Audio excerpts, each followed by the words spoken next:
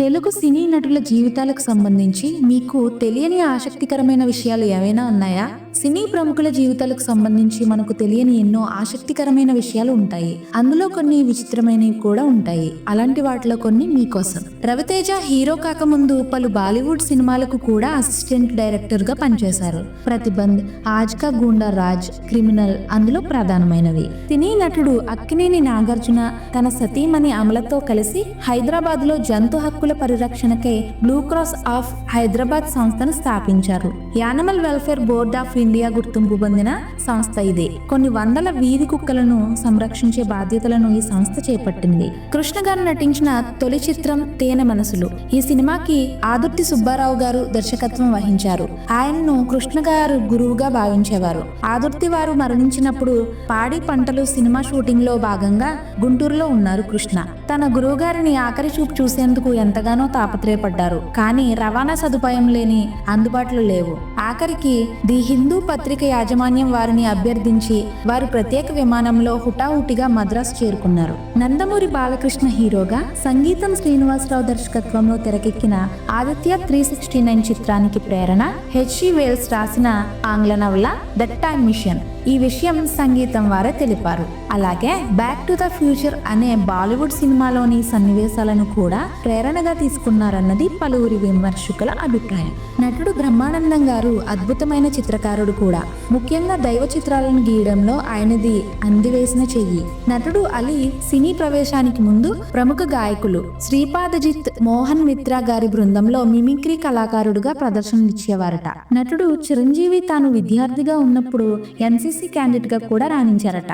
తన కళాశాల తరఫున ఢిల్లీలో జరిగే రిపబ్లిక్ డే ప్యారెడ్ కి ప్రత్యేకంగా ఎంపికైన క్యాండిడేట్లలో ఆయన కూడా ఒకరు. ఈ ప్యారెడ్ లో ప్రదర్శించబడిన సాంప్రదాయ వేషధారణలో చిరంజీవి పోతురాజు పాత్ర పోషించారట. తనతో పాటు ప్రదర్శనలో పాల్గొన్న మరో విద్యార్థిని పోలేరమ్మ వేషాన్ని ధరించింది. గుమ్మడి వెంకటేశ్వరరావు గారు నటించిన అర్ధాంగి చిత్రంలో అతని భార్యగా నటించిన శాంతకుమారి నిజ జీవితంలో ఆయన కంటే 8 సంవత్సరాలు పెద్దవారట. అలాగే అదే చిత్రంలో గుమ్మడికి పెద్ద కుమారుడుగా నటించిన అక్కినేని నాగేశ్వరరావు గారు అతని కంటే 3 సంవత్సరాలు పెద్దవారు. గుమ్మడి చిన్న కుమారుడుగా నటించిన జగ్గయ్య అతని కంటే 1 సంవత్సరం పెద్దవారట. నటుడు రాలంగి వెంకటరామయ్య గారు హాస్య నటుడుగా సుపరిచితులు. కానీ పేరు డబ్బు వచ్చిన తరువాత తోటి హాస్య నటులకు అవకాశం కల్పించడం కోసం ఆయన తన చిత్రాలను కావాలనే తగ్గించుకున్నారట. ఎవరైనా నిర్మాతలు తనను సంప్రదిస్తే ఆయన తన బదులు ఇతర కళాకారులను సిఫార్సు చేసేవారట. ఇంత ఉదారత ఎంతమందికి ఉంటుంది? ఇలా అవకాశం దక్కించుకున్న వారిలో చలం, పద్మనాభం మొదలైన వారు ఉన్నారట. నటుడు నాని హీరో కాకముందు దర్శకుడు బాపు వద్ద క్లాప్ డైరెక్టర్ గా రాధాగోపాలం అనే సినిమాకు పనిచేశారు. అలాగే 1 సంవత్సరం ఓ రేడియో ఛానల్లో ఆర్జేగా కూడా పనిచేశారు. నటుడు హరనాథ్ తండ్రి బుద్ధరాజు వరహాల రాజు గొప్ప చారిత్రక రచయిత, పరిశోధకుడు. శ్రీ ఆంధ్ర క్షత్రియ వంశ రత్నాకరము అనే గొప్ప మహాగ్రంథాన్ని ఆయన రచించారు. అలాగే తన పరిశోధనలో భాగంగా 900 గ్రామాలను సందర్శించారు. హిందీ నటుడు దిలీప్ కుమార్ దేవదాసు పాత్ర ద్వారా యావత్ భారతదేశానికి సుపరిచితుడయ్యారు. అంతకు ముందే వివిధ భాషలలో వేరువేరు నటనలు దేవదాసు పాత్రను పోషించారు. ఓ ఇంటర్వ్యూలో విలేకర్ దిలీప్ కుమార్ ను ప్రశ్నిస్తూ ఆయనకు ఏ నటుడు పోషించిన దేవదాసు పాత్ర ఇష్టమని అడుగగా దానికి ఆయన ఆసక్తికరమైన సమాధానం ఇచ్చారు. తెలుగు నటుడు అక్కినేని నాగేశ్వరరావు గారు పోషించిన దేవదాసు పాత్ర తనను బాగా ఆకట్టుకుందని దిలీప్ తెలిపారు.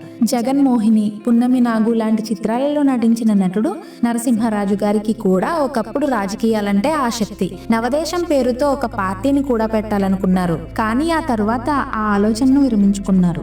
మాయాబజార్ లాంటి చిత్రాలలో శకుని పాత్రను పోషించి విమర్శకుల ప్రశంసలు అందుకున్న నటుడు సిఎస్ఆర్ ఆంజనేయులు. అయితే ఆయన కెరీర్ తొలినాళ్లలో శ్రీకృష్ణుడిగా కూడా నటించారట. ద్రౌపది వస్త్రాపహరణం అంటే 1936 సంవత్సరంలో వచ్చిన చిత్రాలలో ఆయన కృష్ణ పరమాత్ముడిగా నటించారు. రాజ్ తరుణ్ హీరోగా నటించిన తొలి చిత్రం ఉయ్యాల జంపాల. చిత్రం ఏంటంటే ఈ చిత్రంలోని పలు సంభాషణలు రాజ్ తరుణ్ తానే స్వయంగా రాసుకున్నాడు. అలాగే కొంతవరకు స్క్రీన్ ప్లే వర్క్ కూడా చేశాడట. మిక్కిలినేని రాధాకృష్ణమూర్తి గారు క్యారెక్టర్ ఆర్టిస్టుగా విలన్గా కూడా అనేక చిత్రాల్లో నటించారు. కానీ ఆయన గొప్ప రచయిత కూడా. తెలుగువారి జానపద కళారూపాలు, పోరాటాల రంగస్థలం, ఆంధ్రుల నృత్య కళా వికాసం, తెలుగువారి చలనచిత్ర కళ లాంటి గొప్ప పరిశోధక గ్రంథాలను ఎన్నో రాశారు. అలాగే ప్రజానాట్య మండలి వ్యవస్థాపక సభ్యులలో మిక్కిలినేని కూడా ఒకరు. నటుడు వరుణ్ సందేశ్ తాతయ్య ప్రముఖ తెలుగు రచయిత జీడిగుంట శ్రీరామచంద్రమూర్తి. ఆయన ఆల్ ఇండియా రేడియోలో దాదాపు 28 సంవత్సరాల పాటు పనిచేశారు. ఎస్వి రంగారావు గారు నటించిన బంగారు పాప చిత్రం అనేక అంతర్జాతీయ చలనచిత్రోత్సవాలలో కూడా ప్రదర్శనకు నోచుకుంది. ఈ సినిమాని చూశాక స్వయానా చార్లీ చాప్లిన్ గారు కూడా రంగారావు గారి నటనను ఎంతగానో కొనియాడారు. జార్జ్ ఇలియట్ రచించిన సైలాన్ మార్నర్ నవల ఆధారంగా ఈ సినిమాను తెరకెక్కించారు బిఎన్ రెడ్డి గారు. నటుడు చంద్రమోహన్ సతీమణి ప్రముఖ తెలుగు రచయిత్రి. ఆమె పేరేమిటో తెలుసా? జలంధర. ఆమె అగ్నిపుష్పం, ఎర్రమందారాలు, చిత్రశిల, మైనపు బొమ్మ, సాలబంజిక లాంటి కథలు రాశారు. పున్నాగపూలు, కృతి చిహ్నం వంటి నవలలు కూడా రాశారు. అనేక తెలుగు పౌరాణిక చిత్రాలలో శకున పాత్రను పోషించిన నటుడు ధూళిపాల సీతారామ శాస్త్రి. ఆయన పలు సాంఘిక సినిమాలలోని ప్రతినాయక పాత్రలలో కూడా రాణించారు. కానీ వైరాగ్యం వచ్చాక ఆయన తన జీవితాన్ని భగవంతుడి సేవకే అర్పించారు. సన్యాస దీక్షను స్వీకరించారు. శ్రీ మారుతి సేవేంద్ర సరస్వతిగా పేరు మార్చుకుని ఆశ్రమం నిర్మించుకుని అందులోనే నివసించేవారట. నందమూరి తారక రామారావు గారు తనకు 40 ఏళ్లు వచ్చాక కూచిపూడి నాట్యాన్ని నేర్చుకున్నారు. వెంపటి చిన్నసత్యం మాస్టారి వద్ద ఆ నాట్యాన్ని అభ్యసించారు. నర్తనశాలలో తాను పోషించిన బృహన్నల పాత్రకు న్యాయం చేయడం కోసం రామారావు గారు నాట్యాన్ని శ్రమించి నేర్చుకున్నారు. అలనాటి హాస్య నటుడు కస్తూరి శివరావు మద్రాసు పాండీ బజార్లో బ్యూక్ అనే ప్యారిస్ మోడల్ కారు కొనుగోలు చేసిన వారిలో ప్రథముడు. మద్రాసు వీధుల్లో ఆ కారు తిరిగితే అది ఖచ్చితంగా శివరావుదే అని ప్రజలు ఇట్టే చెప్పేసేవారు. అయితే తన చరమాంక దశలో మాత్రం శివరావు అదే పాండీ బజార్ వీధుల్లో సైకిల్ మీద తిరుగుతూ అందరినీ ఆశ్చర్యపరిచారు. అందుకు కారణం తాగుడికి బానిసై ఆర్థికంగా కూడా ఆయన చాలా నష్టపోవడం. కరుణమయుడు, షిరిడి సాయిబాబా, యోగి వేమన, కబీర్ దాస్ లాంటి చిత్రాలలో పాపులర్ అయిన నటుడు విజయ్ చందర్. ఈయన తాతగారు ఎవరో తెలుసా?